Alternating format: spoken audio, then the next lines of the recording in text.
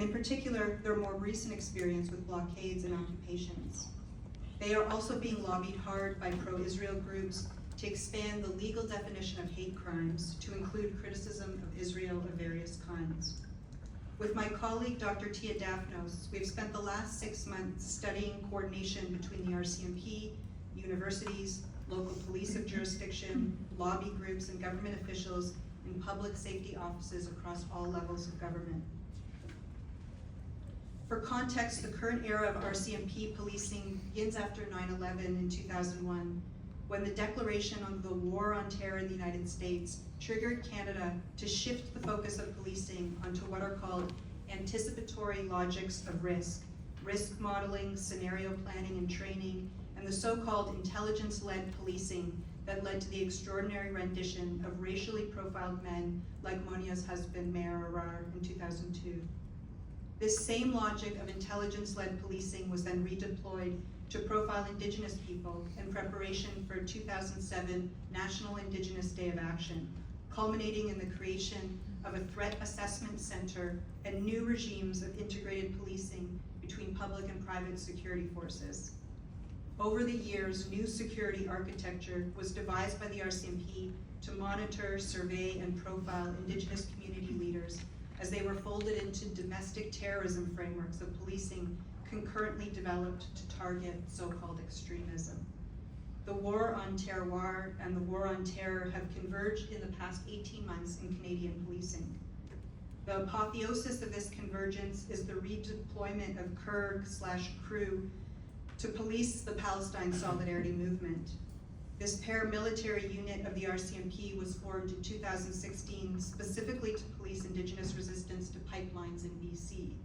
It was called the Community Industry Response Group, and it accumulated literally hundreds of complaints of human rights violations in record time, including several lawsuits and the launch of a systemic review.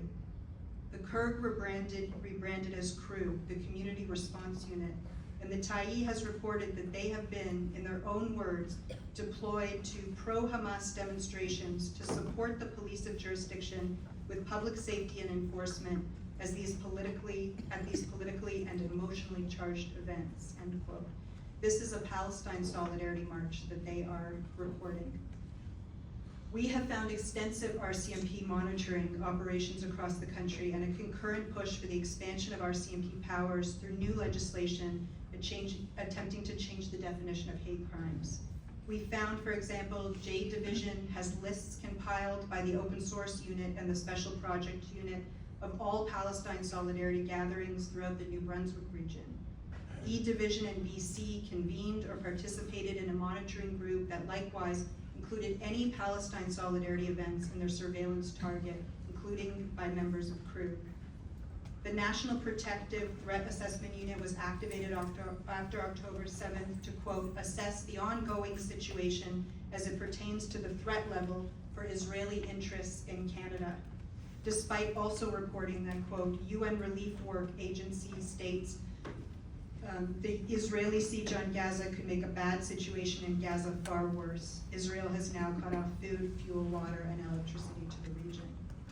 The objective of the RCMP, formed in 1873 to police Dakota, Saulteaux, Assiniboine, Métis, Cree, and Blackfoot resistance on the prairies into domestic settler law, was refined through decades of conflict with the Kanesatake Mohawks in 1991 at Oka, or the Secwepemc warriors at Zapetin in 1995, where 77,000 rounds of RCMP ammunition were fired at land defenders, and so on.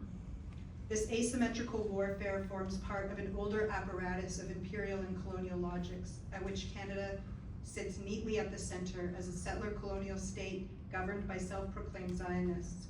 This is why the work we continue to do must be done together. I'd like now to invite to the stage our panelists for tonight's event.